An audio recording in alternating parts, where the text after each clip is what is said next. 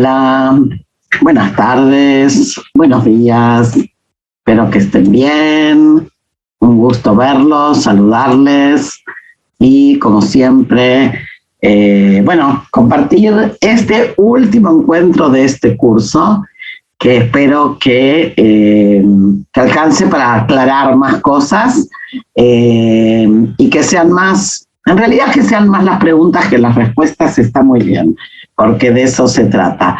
Así que, bueno, vamos a dar inicio a nuestra última sesión, donde la intención es la siguiente: ver un poco aquello que habíamos hablado de tratar de hacer alguna incursión en los tiempos modernos, por un lado, y por el otro tratar de hacer una especie de cierre o resumen general de aquello que hemos visto en estas 6 clases.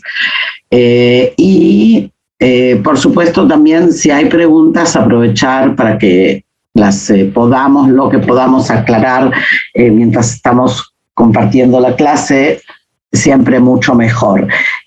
Antes de empezar, decirles algo que en realidad se los puedo decir ahora, se los puedo decir al final, y es que son muy valientes. Porque este no es un tema sencillo.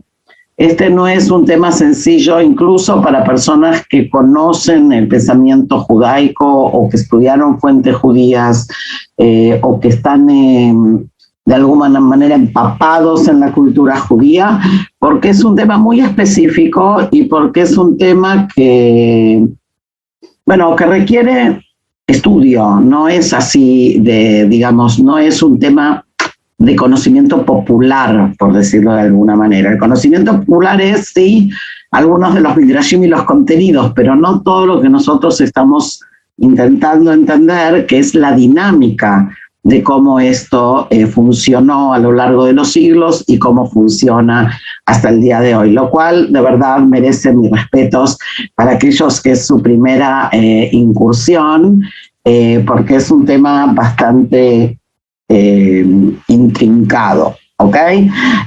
Por eso, de verdad, espero que sí hayamos logrado aclarar cosas y aquellas que no logremos aclararlas hoy. Entonces, yo quisiera retomar con un aspecto que hablamos la semana pasada, ¿ok?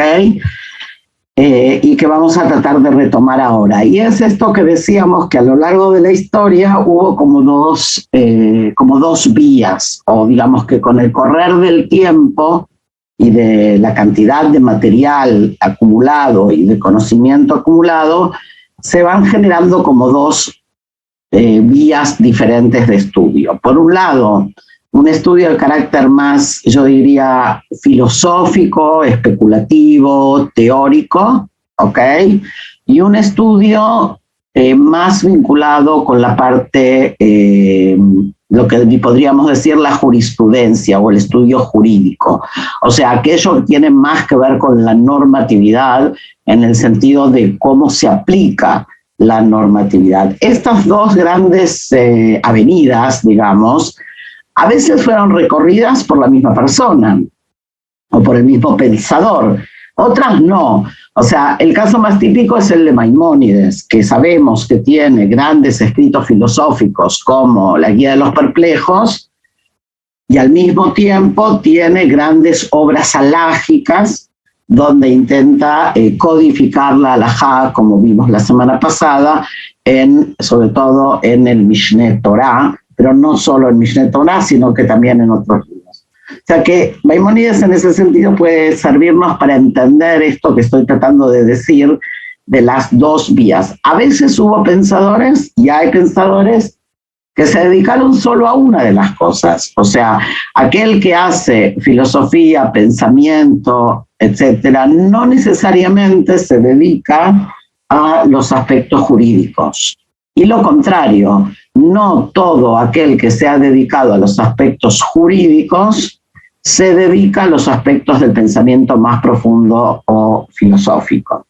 Hoy en día tenemos algo que es muy interesante y son algunos pensadores que están intentando hacer algo que podríamos llamarlo como meta-halajá.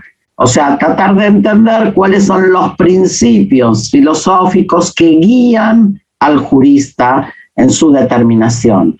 O sea, no el jurista mismo explicando qué es lo que él piensa, o sea, lo que él piensa sí, pero no qué lo mueve, digamos. Hay algunos pensadores contemporáneos que intentan hacer un poco más esto, de pensar la halajá desde una órbita no jurídica, sino filosófica, que es un desarrollo muy, muy reciente y muy, muy interesante, por otro lado.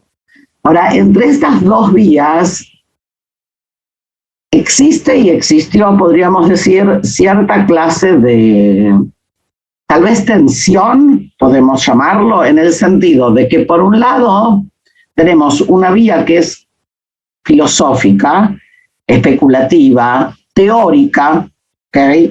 Que lo que busca es, de alguna manera, como cualquier sistema filosófico, la verdad. O sea, busca llegar a la verdad. Mientras que por el otro, y que es muy diversa, o sea, que es un mundo de mucha diversidad, de mucho, hoy diríamos, pluralismo, ¿okay? De muchas ideas.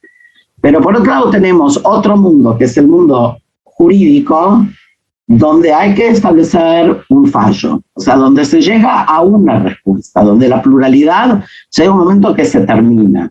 Entre estos dos horizontes, por llamarlos de alguna manera, hay a veces cierta tensión. O sea, cómo pueden convivir, ¿sí? Estas dos cosas, pero al mismo tiempo se enriquecen, ¿sí?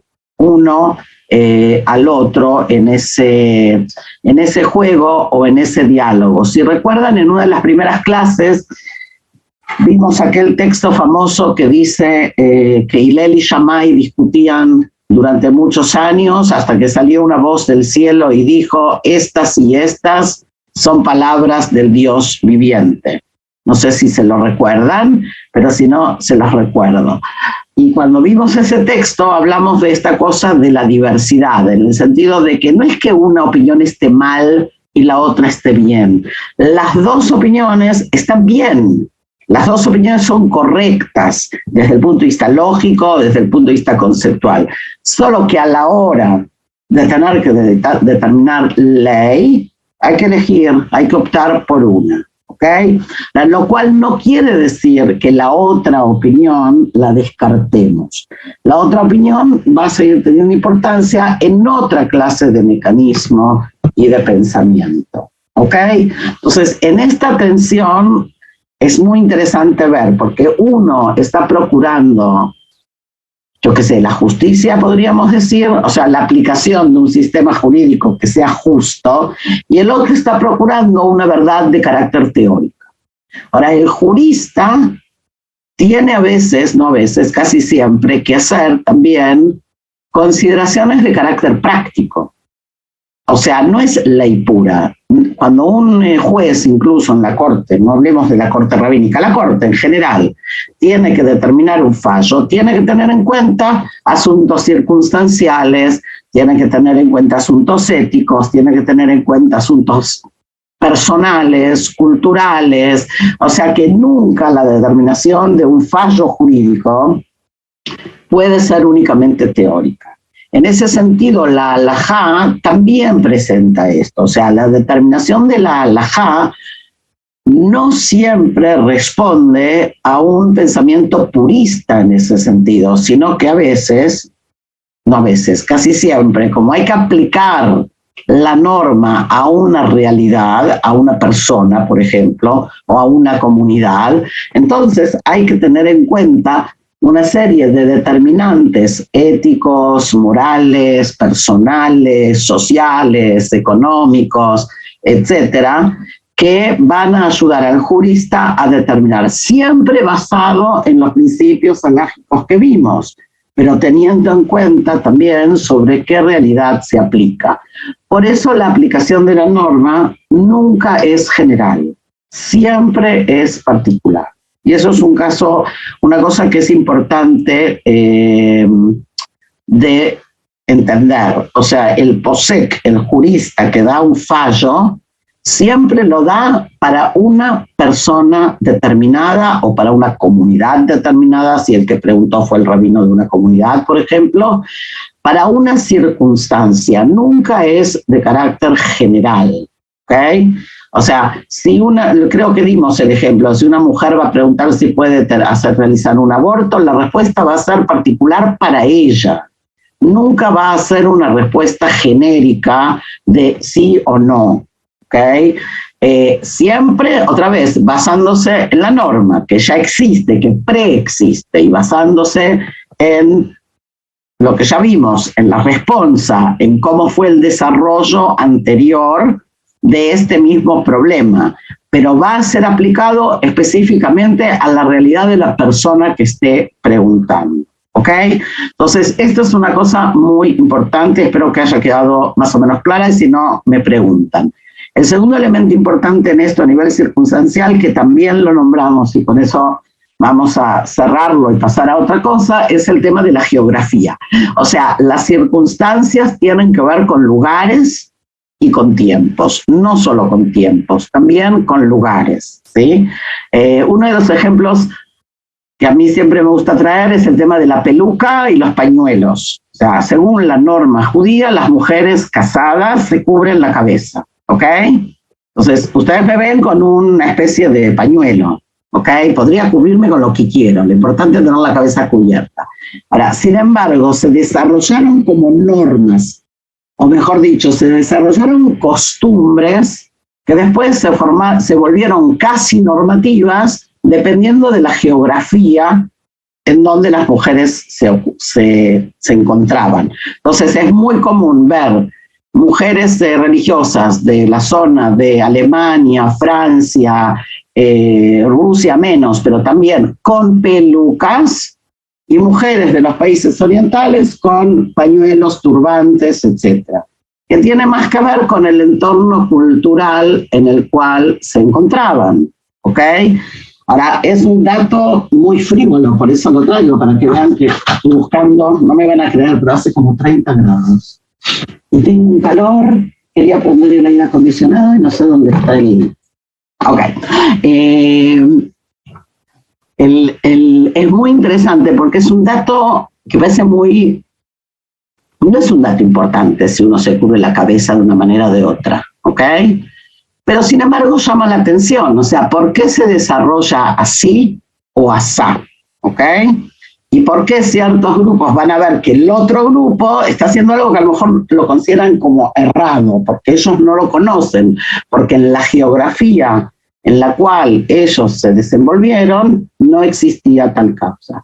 Lo mismo con ciertas costumbres en cuanto a comidas, en cuanto a prohibiciones de alimentos, ¿ok?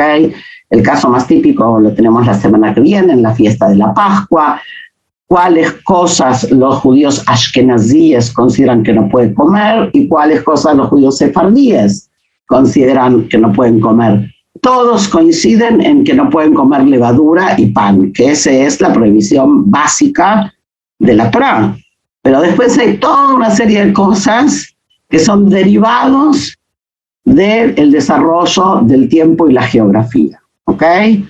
Entonces, esas cosas a lo largo de los siglos toman un poco de fuerza de ley, o la costumbre se torna un poco ley. Y hay que tener a veces cuidado, pero eso podríamos hacer otro curso, ¿ok? Y es, ¿qué pasa cuando una costumbre equivocada se convierte en ley? Tenemos un problema, ¿no es cierto? O sea, puede pasar que alguien esté cumpliendo una norma, porque sí lo aprendió de la generación anterior y de la anterior y de la anterior. Acuérdense que estamos hablando siempre de la transmisión oral, y resulta que esa norma está mal aprendida o mal basada, ¿ok? Y se transmiten así tradiciones de una generación a otra como si fueran norma, cuando en realidad no lo son, ¿ok? Incluso hay sobre esto grandes estudios y escritos, ¿ok? En relación a eso, ¿ok?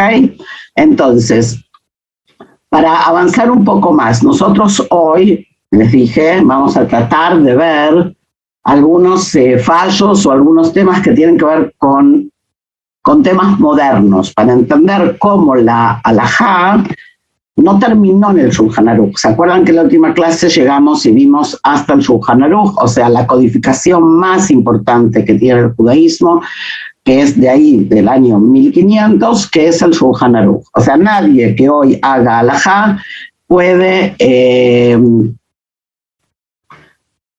nadie que hoy haga halajá puede abstraerse del Shulchan Aruch. Puede continuar, pero no puede abstraerse, ¿ok? En esa cadena de la que hablábamos. Entonces, vamos a empezar con un tema, si se animan, voy a compartir la pantalla, con un tema que no es sencillo, pero que es fascinante, a mi gusto por lo menos, que es el tema de la donación de órganos, ¿ok? Porque lo que yo quiero que entendamos juntos es que la halajá, o sea, la normatividad judía no tiene solo que ver con fiestas, Shabbat, Kashrut, qué se puede comer, qué no se puede comer, cómo festejamos tal cosa, sino con temas de la vida, en el sentido más concreto y más profundo. Entonces, hay una pregunta acerca de la donación de órganos, ¿ok? Que no es una pregunta que se plantea el judaísmo, sino que es una pregunta que muchas religiones se plantearon, ¿no es cierto? ¿Se puede o no se puede hacer una donación de órganos de un ser vivo a otro ser vivo? O sea, de una persona viva a otra persona viva, ¿ok? Acá hay dos valores, podríamos decirlo así, que chocan. Y lo que tenemos que tratar de entender es cuáles son los valores que entran en conflicto para que Bijlal exista la pregunta. O sea, ¿por qué hay pregunta? El sentido común diría, y claro que se puede hacer una donación de órganos. Si yo dándole un riñón a otra persona la voy a salvar, claro que se puede, ¿ok? Ahora, la halajá va a venir y va a decir lo siguiente. Hay un principio básico, que es que debemos procurar siempre salvar la vida de una persona, ¿sí? Eso lo vimos también cuando, si se acuerdan, cuando estudiamos acerca de que se puede violar el Shabbat para salvar una vida. ¿Recuerdan? O sea, incluso el Shabbat, que es tal vez la cosa así central, una de las cosas, sino la cosa central del judaísmo, puede ser violado, incluso Yom Kippur puede ser violado para salvar una vida. O sea que la vida es lo más importante. Entonces tenemos obligación de salvar una vida en base al versículo, no te quedes de brazos cruzados ante la sangre de tu hermano. Alta moda al dam reja. Ahora, ¿cuál es el conflicto? El conflicto tiene que ver con que también tenemos la obligación, como lo dice aquí Maimónides, lo están viendo en pantalla, de preservar nuestra propia vida.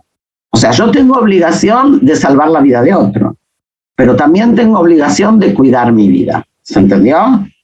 O sea, yo no puedo poner en peligro mi vida de manera en el que yo tomo la iniciativa, ¿ok?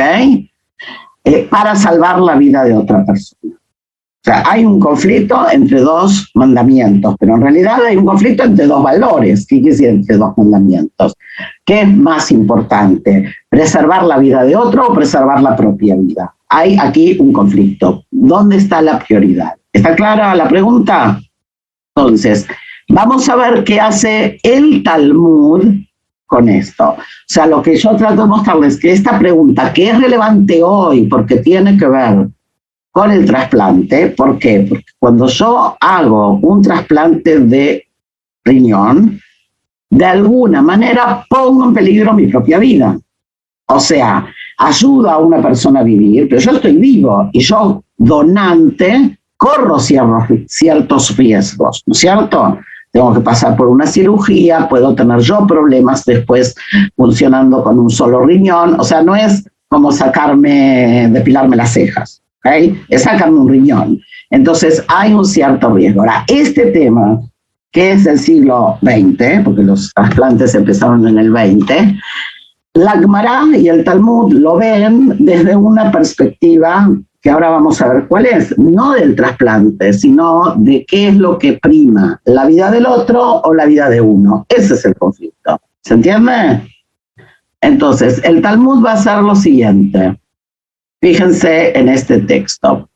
A partir del versículo, y tu hermano vivirá contigo, que es un versículo de Levítico, ¿ok? de dónde se deriva, devuélvele el interés para que pueda vivir. O sea, en la discusión talmúdica acerca del interés de un préstamo de dinero, el Talmud viene y dice, en base al tema de que tu hermano tiene que vivir, tú tienes que devolverle el dinero y el interés, no cobrárselo para que pueda vivir. Bárbaro, óptimo, terminó la discusión económica. Sigue la Gemara. El rabino Yohinian dice, ¿qué hace con este versículo y tu hermano vivirá contigo? O sea, ¿a qué viene este versículo? Y continúa la charla sobre otra cosa, como ya sabemos que el Talmud se va para muchos lados.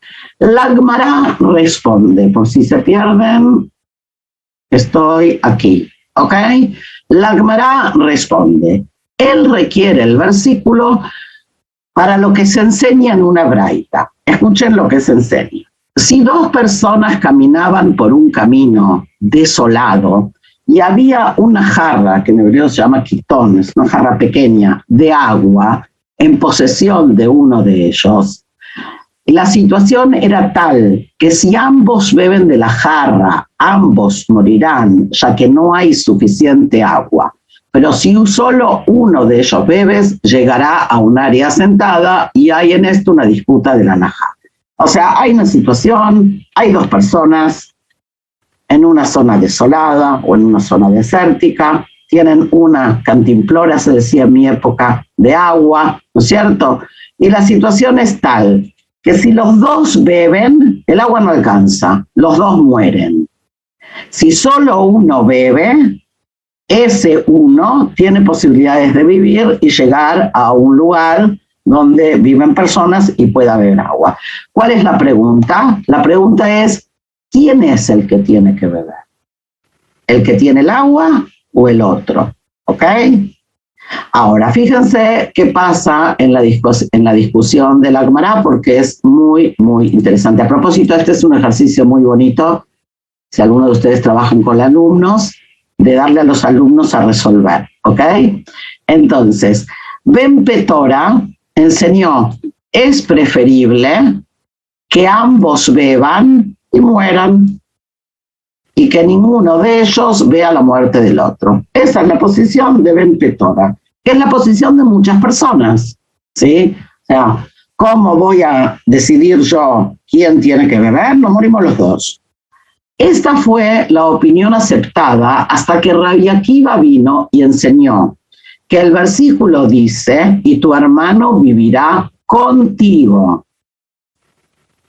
indicando que tu vida tiene prioridad sobre la vida del otro. O sea, ¿qué hace Rabbi Akiva? Rabbi Akiva dice, no dice tu hermano vivirá, dice tu hermano vivirá contigo. O sea, que tú tienes que vivir. ¿Okay? Y da una vuelta al concepto, tal vez muy altruista, de Ben Petora, ¿ok?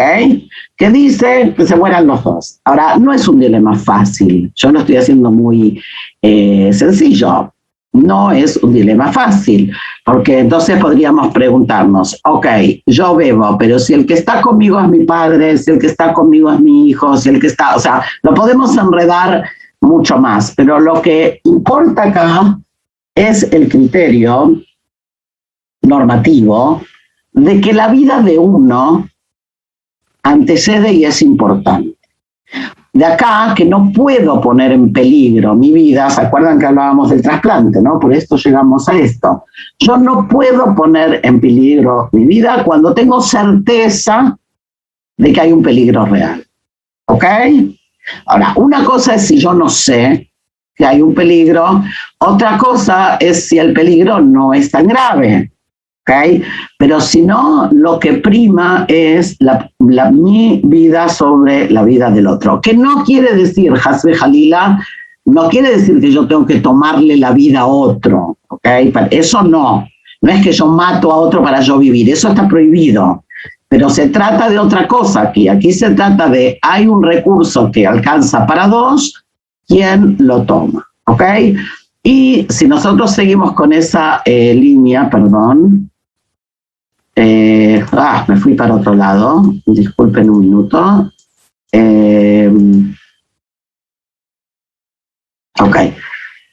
Entonces, no, quería ver una cosa más. Ok, estamos bien. Entonces, si nosotros tuviéramos que resolver este tema hoy sobre el trasplante, voy a dejar de compartir un chiquitín así los veo, basándonos en esto, estamos ante la siguiente situación. Cuando se trata de un trasplante de una persona viva a otra persona viva, como ya vieron que hay diferencias de opiniones, la mayoría de las opiniones van a seguir la opinión de Rabbi Akiva, en el sentido de que la vida de uno es prioritaria.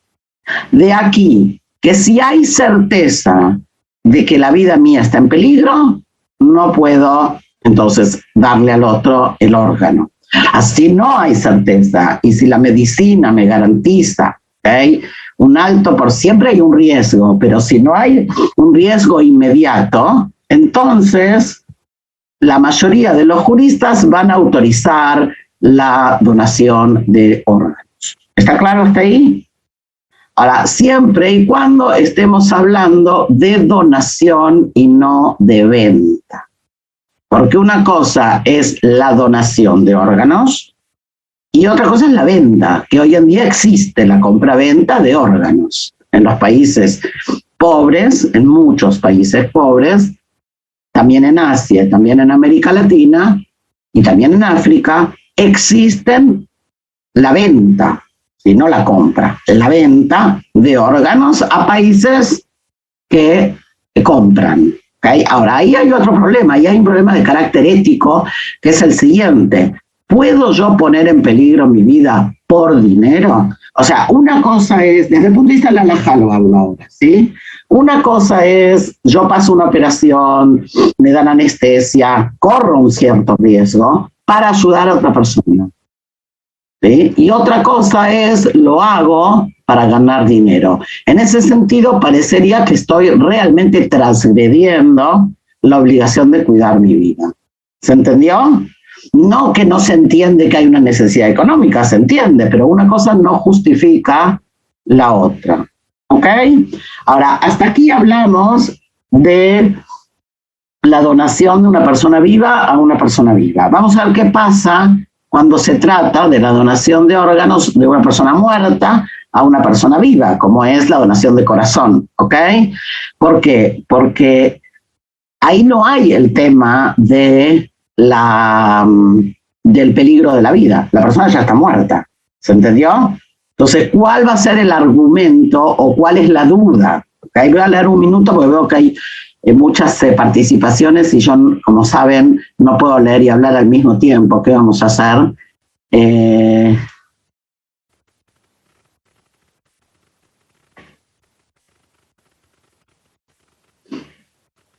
Ok.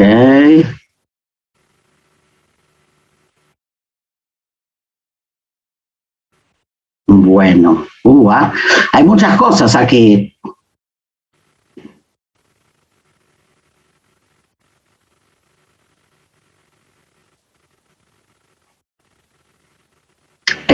Ana preguntó si voy a morir de hambre porque no tengo recursos, entonces pondría a vender un órgano. No. No, desde el punto de vista judaico, no. Así como, a ver, el cuerpo, otra vez, anoten, tema para otro curso. El cuerpo es considerado sagrado, ¿sí? O sea, entonces yo no tengo dominio o propiedad. Es lo mismo que, por ejemplo, la Torah establece que no podemos, algo mucho más sencillo, no podemos hacernos un tatuaje, ¿ok? O sea, que todo el mundo ahora ande por ahí haciéndose tatuajes, muy bien, pero la Torah lo prohíbe, porque prohíbe atentar contra la integridad del cuerpo que Dios nos otorgó, ¿ok? Entonces, la santidad de la vida no es solo el alma, es el ser en su sentido total, que es alma y cuerpo. No hay tal cosa separada. Entonces, que es un tema apasionante, ¿sí? ¿Cuál es la visión del cuerpo a todo esto? Pero es importante porque si hay un tema de pobreza, quiere decir que estamos en una sociedad terriblemente injusta, donde la sociedad no puede combatir o no puede hacer lo necesario para que los pobres puedan sobrevivir. Eso hay que atacarlo desde otro lugar, no desde el lugar de la venta de órganos, ¿ok? Ahora, hay un montón de preguntas que preguntaron acerca de muchas normas. Voy a tratar después al final, porque no tienen que ver con el tema específico, o de recomendarles alguna bibliografía para que para que puedan avanzar, ¿ok? Entonces la eutanasia, no se puede la eutanasia. O sea, el tema de la eutanasia, otra vez, desde el punto de vista judaico, vamos a ver ahora el tema de la muerte, pero no existe tal cosa. No se puede matar a otra persona, aun si es porque, yo qué sé. Ahora está esto de la muerte alternativa y toda clase de cosas, no sé cómo se llaman en español, muertes paliativas, ¿sí? Muertes inducidas, muertes esto, muertes lo otro. ¿Okay? Entonces, no. ¿Okay? Entonces, vamos a volver un chiquitín al tema de los trasplantes, ¿ok? Voy a compartir la pantalla para que veamos entonces qué pasa con el tema de los trasplantes de una persona fallecida, donde decimos que el tema del peligro de vida ya no existe, ¿ok? Ahora, ¿cuál es el cuestionamiento aquí? El cuestionamiento aquí va a ser otro. Y entonces, ¿cuál es el centro o el eje del problema aquí? El eje del problema aquí tiene que ver con la definición de muerte. O sea, piensen que cuando la halajá se establece en el siglo II, en el siglo III, los conceptos de cómo se determina que una persona está muerta no es exactamente igual que ahora. No le podían hacer un encefalograma para ver si había actividad cerebral o no, ¿ok? Entonces, sin embargo, el Talmud y la Gemara van a confrontarse con esta pregunta acerca de la muerte y van a dar como una serie de síntomas, digamos, que la persona tiene que tener para saber que está muerta. ¿Por qué es importante? Otra vez, porque si la persona está muerta, entonces puedo considerar la posibilidad de una donación de un órgano. Si no está muerta, no le puedo sacar un órgano y dárselo a otro contra su voluntad aparte, ¿no es cierto? O sea, que no voy a sacar a alguien el corazón para dárselo a otra persona, salvo que yo tenga plena seguridad de que esa persona está muerta. Y determinar el momento de la muerte no siempre era fácil. Hoy es más sencillo, ¿ok? Entonces, en la medicina moderna, la muerte humana se definirá como la muerte cerebral respiratoria, es decir, un estado que se demuestre la detención total e irreversible de la actividad cerebral, incluida también la respiración autónoma, a pesar de que la actividad cardíaca y circulatoria continúen siendo normal. O sea, el corazón puede estar bombeando, pero el cerebro puede estar muerto, ¿ok? ¿Está claro? Yo no soy médica, así que no me tomen muy en serio. Según la halajá, el órgano. Ahora, ¿qué dice la halajá? La halajá no habla en esos términos. La halajá no habla del cerebro. ¿Okay? Ahora, ¿qué decía la halajá o qué dice la halajá históricamente?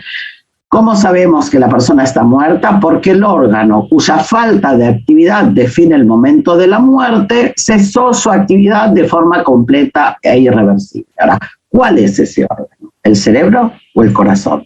Esa es la discusión, ¿ok? Entonces, lo que la halajá considera es el paro respiratorio o cardíaco, la destrucción total del cerebro, aunque se conserve la actividad cardíaca, y la ausencia total e irreversible de respiración autónoma, aunque el corazón siga latiendo. O sea que desde el punto de vista lógico hay una coincidencia, ¿no?, con esto de la muerte cerebral, que también es considerada en la halajá como muerte.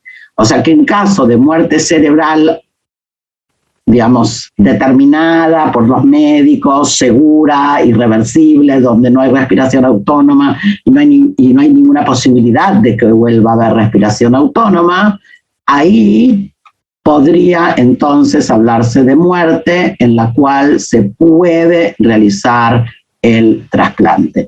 ¿Ok? Ahora, normalmente los trasplantes esos son en un lapso de tiempo muy breve que se pueden realizar. Ahora, otra vez, el tema nuestro no es la medicina, voy a dejar de compartir, sino entender cómo un tema que es del siglo XX es tratado a partir de las fuentes talmúdicas, ¿okay?, que ya se confrontaron con la problemática. O sea, así funciona la halajá. Acuérdense que nuestro tema es la halajá, no los trasplantes. O sea, la halajá funciona de esa manera. Hoy tengo una pregunta en relación a los trasplantes.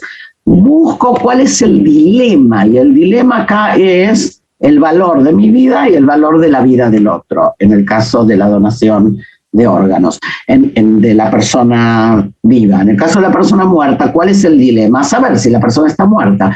Que a propósito es un tema que existe hasta hoy. Muchas veces las personas dicen, ¿habrán hecho la donación cuando de verdad la persona estaba ya muerta?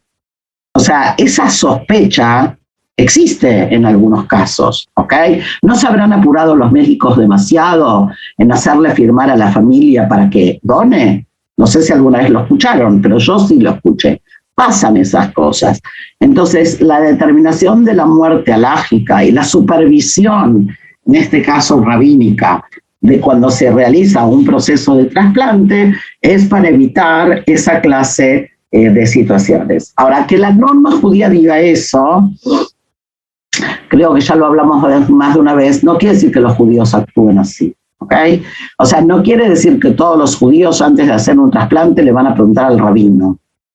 Hay judíos que sí y hay judíos que no. Lo mismo que antes de hacer cualquier otra clase de actividad, porque la mayor parte de los judíos no se rigen de acuerdo a la normatividad. Sin embargo, hay ciertos principios metalágicos, metaéticos, que acompañan a la cultura judía, aunque la persona no siga la norma en el sentido estricto. Y uno de esos principios es lo que acabamos de decir, el valor de la vida.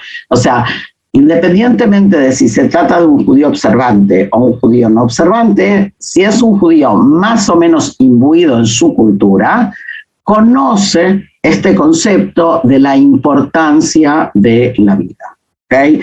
Lo mismo que se va a dar cuando está en peligro, por ejemplo, una madre en un parto. ¿Quién prima, la vida de la madre o la vida del bebé?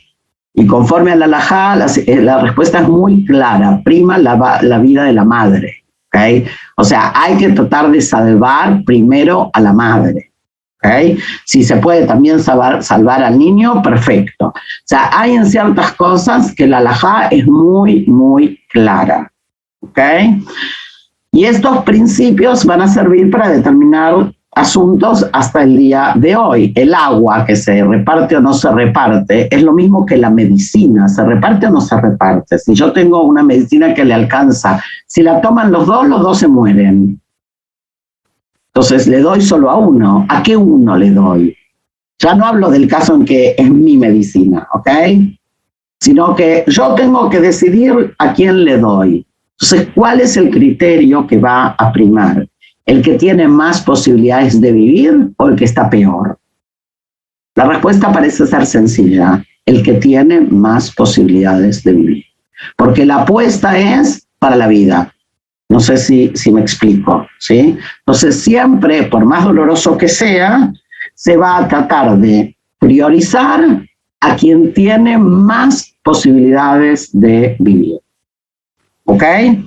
Y esos dilemas existieron con el COVID, existen con otras cosas también.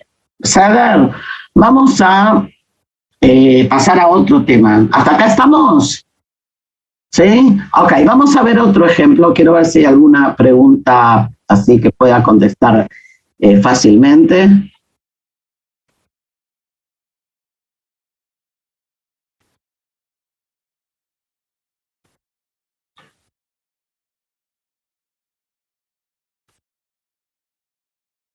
Sí, el tema de la tzedakah es un tema que Nidia contestó aquí a la pregunta que se hizo anteriormente y es lo que traté de decir. O sea, la comunidad tiene que hacerse cargo. En hebreo no, en la Mishnah tenemos una frase muy importante que es Aniei ireja kotmim, o sea, los pobres de tu ciudad priman, que quiere decir que tenemos obligación de procurarnos, ¿sí?, por los pobres que tenemos a nuestro alrededor. Primero la familia, ¿ok?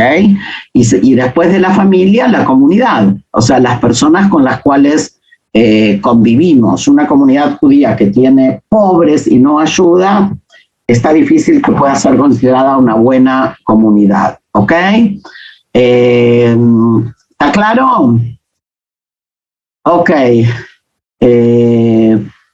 Sí, es verdad lo que dice Damiano. Muchas veces las cosas, como dijimos al principio, dependen de las circunstancias. Nunca la ley puede ser determinada de manera fría, ¿sí? Hay que tener en cuenta las circunstancias, la persona, miles de asuntos que hemos mencionado al principio. Otra vez, para lo importante, para nuestro curso, pues son temas apasionantes, por lo menos para mí, lo importante para nuestro curso, para mí, es que entiendan la relevancia de los textos judíos. O sea, ¿por qué 1000 años después, 1500 años después, seguimos utilizando esas fuentes?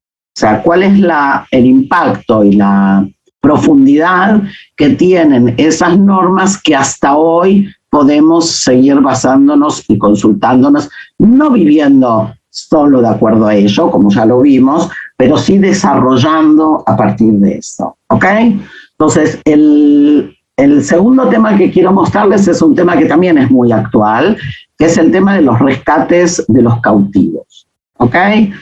Ahora, el rescate de los cautivos es un tema que a veces tiene que ver con secuestros, y en algunos países latinoamericanos está muy de moda, por ejemplo, secuestrar personas para tener rehenes para pedir dinero, ¿ok? O puede tener que ver con otras cosas, como en el caso de Israel, también con el tema de prisioneros de guerra, que hay que liberar, ¿sí? Entonces la pregunta que aparece es, ¿hay que liberar a los cautivos? Número 1. 2, ¿hay que liberarlos a todo precio? 3, ¿quién establece cuál es el límite? ¿Ok? ¿Se entendió? Entonces vamos a ver qué hace la halajá con esto. Voy a compartir la pantalla para que podamos verlo. Ok, y vamos a empezar de atrás para adelante. Vamos a empezar por la Gemara, por el Talmud. Ok, el Talmud dice así. En Baba Batra 8b, Raba le dijo a Raba bar Mari, con respecto a este asunto, que los sabios declararon que redimir a los cautivos es una gran mitzvah. O sea, redimir a los cautivos es un gran mandamiento. Es algo muy importante. ¿De dónde se deriva? ¿De dónde se aprende que esto es tan importante? Contesta Raba bar Mari. Como está escrito, diles. Así, espero que lo estén viendo aquí, ¿ok? Así ha dicho Hashem, el que está destinado a la muerte natural se encontrará con la muerte natural. El que está destinado a la espada se encontrará con la espada. El que está destinado al hambre perecerá de hambre. Y el que esté destinado al cautiverio será capturado. Este es un versículo de Jeremías. En base a este versículo, dice la Gemara, este versículo está organizado de acuerdo con la dureza progresiva. La muerte violenta es más severa que la muerte natural. La muerte por inanición causa sufrimiento mucho mayor que la muerte violenta. Ser capturado es una calamidad mayor que la propia muerte, porque incluye todas las demás. O sea, ¿de dónde aprenden los sabios que liberar a los cautivos es una prioridad? De que el cautivo sufre todas esas muertes juntas, ¿sí? O sea, también está capturado, también tiene violencia, también tiene riesgo de muerte y también pasa hambre, ¿ok? Maimónides, que ya es amigo nuestro, dice, Maimónides codifica la conclusión que acabamos de ver y dice así, la redención de los cautivos, estoy acá, la redención de los cautivos tiene prioridad sobre el suministro de alimentos y ropa para los pobres. O sea, siguiendo lo que hablábamos antes, la comunidad está obligada a suministrar alimentos y ropa a sus pobres. Pero si hay un cautivo que hay que salvar, hay que priorizar al cautivo por encima de los alimentos y la ropa para los pobres. No hay mitzvah más importante que redimir a los cautivos, porque un cautivo está incluido entre los que tienen hambre, los que tienen sed, los que no tienen ropa y está en peligro de muerte. Quien se evade de redimirlo viola las siguientes prohibiciones de la Torá. O sea, Maimónides es, como siempre, muy, muy claro, ¿no es cierto? Y nos dice, no solo que hay que redimirlos, sino que quien no lo hace transgrede una serie de prohibiciones, una serie de mandatos de la Torá. ¿Y cuáles son esos mandatos? Transgrede 4 normas negativas, que son: no endurezcas tu corazón de ayudar al pobre, que aparece en Devarim, en Deuteronomio; no cierres tu mano, que también aparece en Deuteronomio; no te quedes parado contra la vida de alguien que está en peligro, que aparece en Levítico; y no lo subyugues con trabajo duro. O sea, quien no libera a un cautivo está transgrediendo estas 4 cosas, pero no solo eso, sino que está transgrediendo 3 obligaciones que tiene positivas, de cosas que tiene que hacer. Ciertamente abrirás la mano, o sea, que debemos abrir la mano, dar, ¿sí?, dinero para ayudar a los otros. Permite a tu hermano que viva contigo, que ya lo vimos, y ama a tu prójimo como a ti mismo. ¿Okay? O sea, si ama a tu prójimo como a ti mismo, no es una cuestión solo teórica, es, por ejemplo, aquí, si tú no haces nada por liberar al cautivo, estás transgrediendo el tema de amar al prójimo como a ti mismo. Y es más, la halajá, hasta el día de hoy, establece que se puede vender un Sefer Torah, o se puede vender un rollo de la Torah, para recaudar dinero para redimir a los cautivos. ¿Ok? Y ahí tienen las fuentes donde aparece en Tosafot, en el Talmud, en Yoredea, que es Shulchan Aruch. O sea, la redención de los cautivos es un tema súper importante. Ahora, si es un tema tan importante, ¿por qué hay dilema? ¿Ok? Vamos a ver dónde aparece el dilema. Y el dilema aparece porque la Mishnah, vimos que el Talmud, pero la Mishnah ya había establecido una cosa muy interesante, y es una norma que dice, fíjense aquí, que no se puede redimir a los cautivos por más de su valor en el mercado debido a Tikkun Olam. Entonces sonó en chino, me imagino.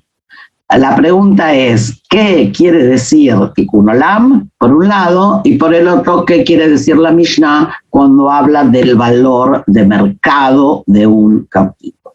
¿Ok? Entonces, esos 2 conceptos explico brevemente para que entendamos lo demás. El valor de un cautivo tiene que ver, si esto es Mishnah, estamos ahí por el año 200, ¿sí? Entonces, el valor de un cautivo tiene que ver con que la mayoría de los cautivos eran vendidos como esclavos. O sea, ¿qué se hacía con los cautivos que se tomaban en una guerra, en una invasión? Se vendían como esclavos.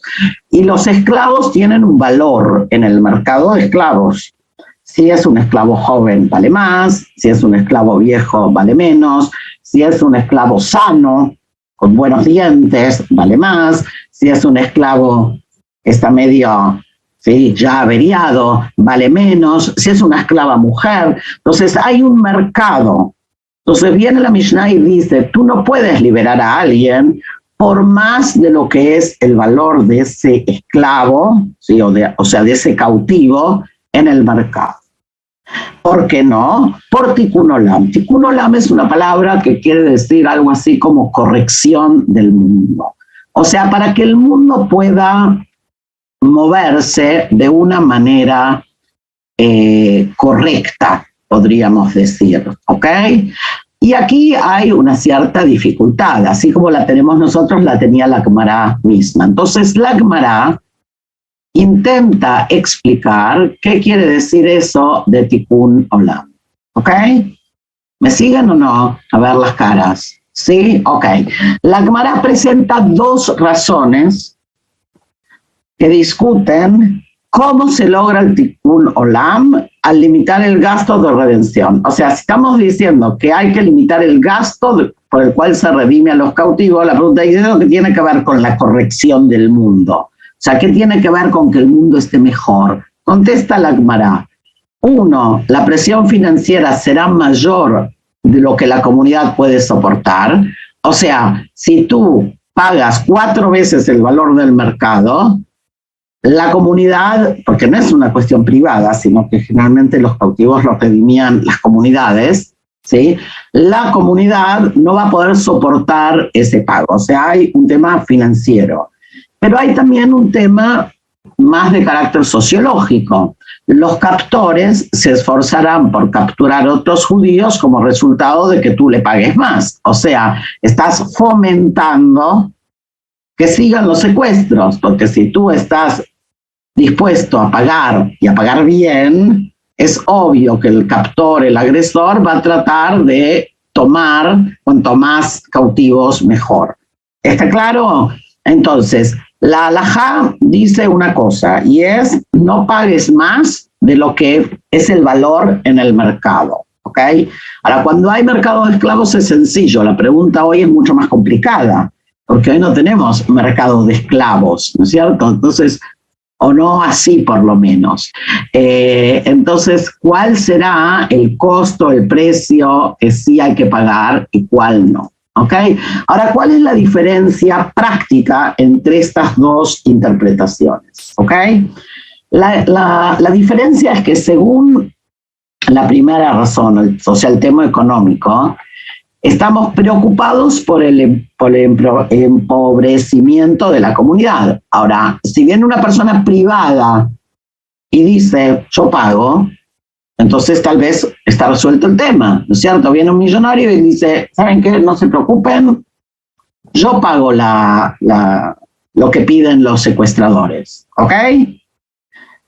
Ahora, la halajá continúa y dice, eso es verdad, sin embargo, la problemática de que si tú tomas y pagas mucho, fomentas o alientas a los captores a tomar otros prisioneros, no se evita por el tema de que el que pague sea un privado o la comunidad. ¿Se entiende? Son dos visiones. Entonces, finalmente la halajá va a determinar que no se puede pagar más que lo que corresponde. Y la pregunta va a ser, ¿qué es lo que corresponde? ¿Ok? Ahora, hay una excepción muy interesante a esta norma y es la siguiente. La regla de los poskim, según la cual la Takaná, la determinación de no redimir a un cautivo por un precio superior a su valor del mercado, se aplica solo a un tercero que redime a alguien. O sea, si yo tengo que redimir a otro, pero no se aplica al propio cautivo que puede redimirse por el precio que exijan los captores. ¿Ok? O sea, yo me tomaron cautivo en... Había también un tema muy interesante a propósito con los piratas, no sé si saben, que también secuestraban gente, la llevaban, la capturaban y la vendían, ¿sí? Entonces hay también, por eso también el Shulchan Aruch es muy posterior, también se dedica al tema y también en la jurisprudencia medieval aparece el tema. Ahora voy a dejar compartir un minuto. ¿Qué tiene esto que ver con el aquí y el ahora? Esto tiene que ver con varias cosas. Uno, ¿qué pasa hoy cuando en una comunidad judía son secuestradas personas, especialmente sabiendo que son miembros de la comunidad, cosa que pasa en algunos países latinoamericanos, porque se sabe que la comunidad va a tratar de hacer todo lo posible por redimir a esa persona, también si esa persona no tiene el dinero para pagar, ¿ok? Y eso pone a toda la comunidad, sobre todo al liderazgo, ¿no?, de la comunidad, en un gran dilema de hasta dónde hay que llegar, ¿no es cierto? Porque por un lado se quiere salvar a la persona y por el otro, cada vez que uno paga, sabe que está alentando a otros a actuar de la misma manera. Otro dilema muy importante aparece en el Estado de Israel con el tema de los prisioneros, ¿ok?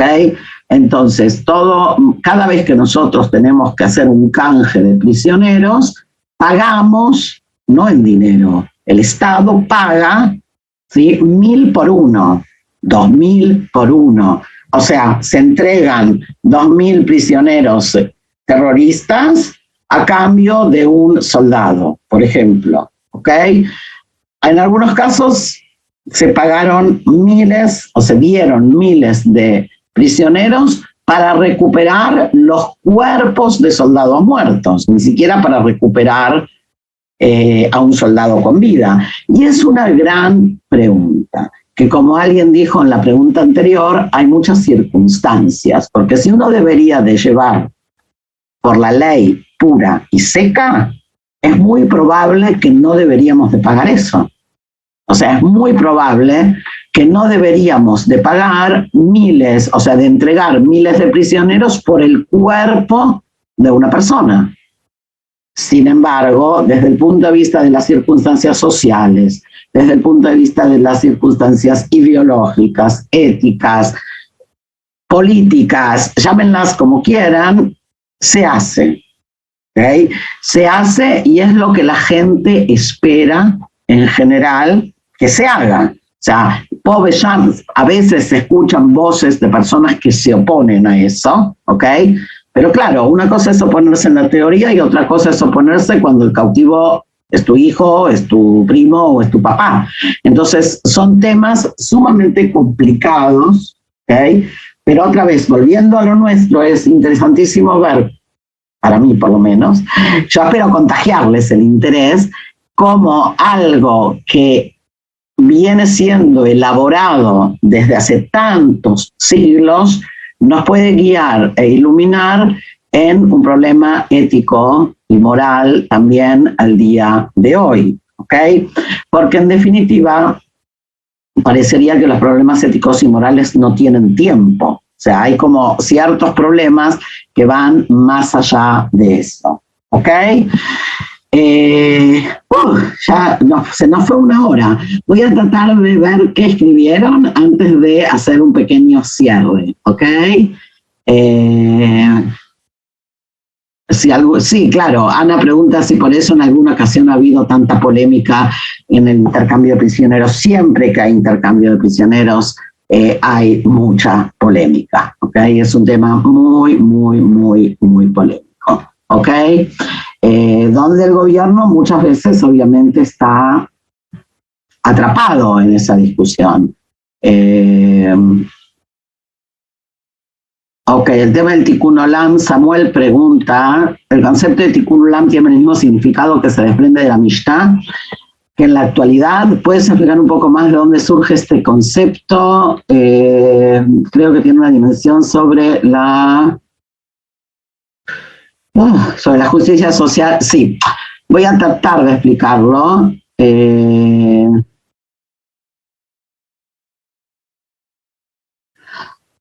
Tikkun Olam, si lo tomamos tal como es, o sea, en su sentido literal, Tikkun es corrección, Olam es mundo. Lo que Samuel pregunta tiene que ver con que en el siglo XX o finales del siglo XX y siglo XXI, el concepto tomó una dimensión como que está muy de moda, ¿ok? ¿En qué sentido? En mi judaísmo es hacer Tikkun Olam, o sea, yo no cumplo, por ejemplo, normas, no soy un judío observante, pero para mí el judaísmo es traer la justicia al mundo. Y es válido, es una visión que se ha puesto muy de moda, donde lo más importante desde el punto de vista de esa visión tiene que ver con ciertas normas que tienen que ver con la vida social, ¿sí? Con la vida de la sociedad, que está muy bien, pero que muchas veces está desconectado de otros aspectos de la normatividad judía, ¿ok?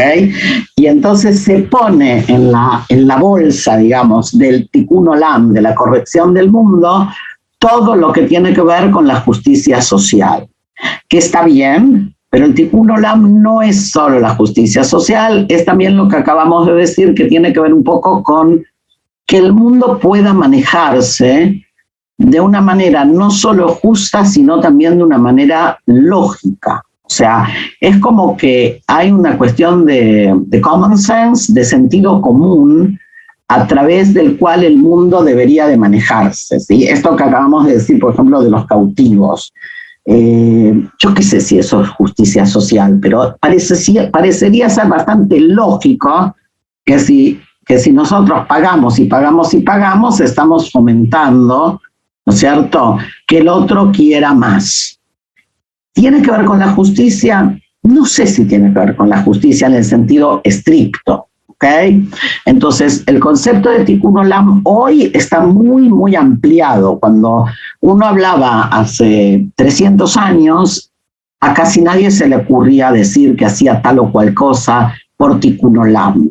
Había algunas cosas que la propia Mishnah establecía que eran por Tikkun Olam, ¿ok? ¿Está claro? ¿Sí?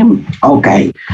Entonces, nos quedan unos 10 minutos. Voy a tratar de hacer algo que yo quería hacer, no sé si lo voy a lograr, y es hacer un poco un resumen, ¿ok? Así meteórico.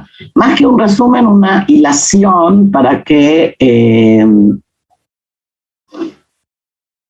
recordemos un poco de dónde venimos. O sea, nosotros empezamos hablando, si se acuerdan, hace 6 semanas atrás, acerca de la transmisión oral. Empezamos hablando de Moisés, que recibe la ley en el monte Sinaí, y se la pasa a Josué, y Josué se la pasa a los ancianos, y los ancianos se la pasan a los profetas, y los profetas se lo pasan a los hombres de la gran asamblea, y los hombres de la gran asamblea son los que comienzan de alguna manera a reunir la información y codificarla hasta que llega a formarse este gran compendio que es la Mishnah. Así, dicho en un minuto. ¿Okay? Y es importante porque a veces uno se confunde con estos temas que son así difíciles. Entonces, para hacerlo fácil, hay una tradición oral. Llega un momento determinado que esa tradición oral, por un lado, ha crecido demasiado, y por el otro hay el riesgo que se pierda a partir de la dispersión del pueblo judío en la diáspora, y se comienza la compilación, que como vimos hizo Yehuda Nasi ahí por el año 190. En esa primera vuelta que fue la Mishnah. La segunda vuelta, si se acuerdan, hablamos de los Amoraim, que son los que van a desarrollar el Talmud. O sea, ¿se acuerdan de la hoja famosa que venía primero la Mishnah y después el Talmud? Entonces, el Talmud va a ser los sabios que van a cuestionar, investigar, inquirir, estudiar, explicar aquello que surge de la Mishnah. Y va a ser el registro de todas esas conversaciones entre los sabios. Por eso vimos que no es un cuerpo organizado, sino que es un cuerpo muy dialogal, ¿sí? Donde hay diferentes opiniones, etcétera, etcétera. Vimos que hay 2 grandes áreas, una que es la halajá y otra que es la agadá, o sea, una que son las normas y otras que son los relatos. En este curso nos dedicamos más a las normas, pero no quita que vimos algunos relatos que también son muy simpáticos. ¿Por qué? Porque el relato viene siempre a ayudarnos a entender. O sea, el relato siempre tiene un carácter didáctico, podríamos decirlo así. Y vimos que después del Talmud, la interpretación y el estudio no paran, sino que continúan a partir de los geonitas o los gaonitas, ¿ok? Que van a ser los que comienzan con el sistema de responsa, si se acuerdan. ¿Ok? Que vimos que es un sistema de ida y vuelta de preguntas escritas que van a recibir los sabios y que van a ir contestando y se va a generar un cuerpo, en realidad no un cuerpo, sino muchos, digamos un cuerpo muy amplio, ¿sí? De preguntas y respuestas acerca del propio Talmud, de la propia halajá, etcétera, etcétera. Llega entonces un momento en que todo esto hay que empezar a codificarlo, ¿sí? Y hablamos de 2 grandes personajes. Esto es telegráfico, pero para hacer así más o menos un hilo. Hablamos de Rashi, que vimos que es el comentarista más importante de la Torá y del Talmud, con el cual seguimos estudiando hasta el día de hoy, o sea, 1000 años después. Y hablamos de Maimónides, que hace uno de los primeros intentos de codificación de la ley en un libro que se llamó Mishneh Torah. Vimos que aparte de Maimónides hubo otro libro que se llamó Arba Turim, 4 filas o 4 hileras de Ben Asher, que también fue una codificación más sencilla que la que hizo Maimónides, y que después de eso va a venir Yosef Karo y va a generar, en base a esto, a sus propios comentarios de estos textos, el Shulchan Aruch, ahí por el 1500, que es el código halágico más importante que tenemos también hasta el día de hoy. No quiere decir que no tengamos otros libros, ¿ok? O sea, al día de hoy, entre el 1500 y el 2000 y tantos, tenemos muchos otros libros que se fueron desarrollando y que son consultados cuando uno quiere establecer norma hoy en día. Sin embargo, el Shulchan Aruch sigue siendo así como una piedra fundamental. Y si se acuerdan, vimos que el Shulchan Aruch que escribió Karo, que es de ascendencia sefaradí, va acompañado por los comentarios del Remá, que es de ascendencia ashkenazí, y que cuando estudiamos a los dos en el mismo corpus textual. ¿Ok? Entonces, eso sería más o menos, ¿sí? Digamos, el movimiento, ¿no es cierto?, que nos trae hasta hoy en día. Una cosa que no sé si les dije es el tema de la especialización. Si ya les dije, háganme señas. Porque uno de los temas importantes que hoy tenemos es el tema de la especialización halágica. O sea, cuando en el siglo, yo qué sé, 10, un sabio contestaba una pregunta, en general era un sabio, que tomemos a Maimónides, no es el siglo X, es un poco después, pero que tiene un amplio conocimiento de matemática, de ciencia, de astronomía, ¿ok? Ahora, cuando hoy hay una pregunta, la especialización en el siglo XXI es mucho mayor en todos los ámbitos, no solo en la halajá. O sea, hoy un médico es un médico, pero aparte es un pediatra, o un cardiólogo, o un neurólogo, o un neurocirujano, o un especialista en la palma de la mano. O sea, no hay posibilidad de abarcar todo el conocimiento, tampoco no en la halajá. ¿Qué quiere decir? Que si yo tengo que hacer una consulta sobre fertilidad, voy a ir a buscar al experto en halajá que sabe de ese tema, no sabe solo halajá. Probablemente sea un médico. Por ejemplo, en Israel existe un instituto en Jerusalén sobre fertilidad y halajá. Existe un instituto que se llama PUA, que hay como una de las parteras, ¿se acuerdan de las parteras de Egipto? Ok. Hay otro instituto que se dedica a tecnología y halajá. Entonces, todo el tema de aparatos, ¿okay?, sí, que se pueden usar en Shabbat a pesar de que son eléctricos.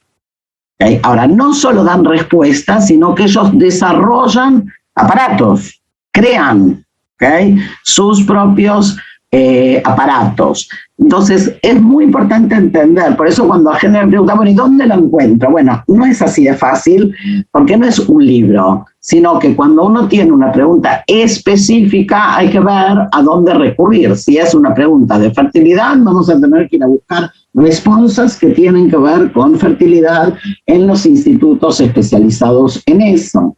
Y si es un tema de trasplantes, vamos a tener que hablar con médicos rabinos especializados en eso. O sea, las preguntas de halajá hoy, en general, no son preguntas de ¿puedo comer carne si me equivoqué y tomé leche hace 2 horas? ¿Ok? Esa pregunta la puede contestar cualquier rabino de barrio, o lo puede contestar cualquier judío más o menos conocedor. No hay que ser un gran sabio ni un gran estudioso de la norma, ¿sí?, para contestar preguntas así muy técnicas acerca de la halajá. ¿ok? Entonces, esto para mí es lo importante que quería transmitirles con el curso. Uno es entender la dinámica, entender, como dijimos al principio, que el judaísmo no vive de acuerdo a la letra de la Torá en el sentido escrito, sino que vive de acuerdo a la interpretación oral y su transmisión que se hizo a lo largo de los siglos. Y por eso muchas personas hacen el error de decir, pero la Torá dice. ¿Y qué si en la Torá dice? Si nosotros no vivimos conforme a lo que la Torá dice, nosotros vivimos de acuerdo a lo que la Torá enseña. ¿Okay? Yo diría que ese es el término. Lo que nosotros aprendemos, la Torá dice ojo por ojo, sí, es verdad, y la Torá también dice que hay que apedrear, y la Torá también dice que hay, pero nosotros no apedreamos gentes, aunque hay culturas que sí apedrean gente hoy en día, ¿ok? Y nosotros no le sacamos ojos ni le cortamos la mano a nadie. No solo no lo hacemos en el siglo XXI, no lo hicimos nunca. ¿Por qué? Porque la interpretación de la cual estamos hablando, como vieron, es inmediata, o sea, surge ya desde el inicio. Moshe recibió en Sinaí el espíritu, lo que podríamos decir, ¿sí? De la ley, eso que se transmitió siglo a siglo, está ya imbuido desde el inicio. Y eso para mí es lo importante de que quede claro cuando ustedes se acercan a las fuentes del judaísmo y quieren entender el pensamiento judaico y la dinámica. ¿Sí? Como ya dijimos al principio, que alajá viene de la palabra lalejet, caminar, ¿sí? Que es una acción dinámica que cambia y se modifica a lo largo del tiempo y, como ya dijimos hoy también, a lo largo de las geografías. ¿Ok? Así que, bueno, no me queda mucho más que desearles a todos que sigan estudiando, que sigan aprendiendo, que espero que nos encontremos en otros cursos, porque yo me divierto mucho. Siempre me quejo de que no los dejan hablar, pero eso no importa, aunque sí importa. Es un gusto de verdad poder compartir, y entiendo que nosotros tenemos nuestra Pascua, pero también es la Semana Santa, ¿verdad? Así que estamos todos de fiesta esta semana. Así que bueno, felicidades para todos. Y si Dios quiere, nos vemos de aquí a poco en otros cursos, en otras clases. Voy a entregar parte de los materiales escritos que vimos en los diferentes PowerPoints para que se los puedan subir al sitio y que los tengan, sobre todo los textos que vimos, ¿ok? Y si después de eso hay preguntas o vuelven a escuchar las clases, si hay preguntas, escriban, yo trato de entrar y contestar, ¿ok? Bueno, muchísimas gracias a todos y nos vemos la próxima. Un cariño.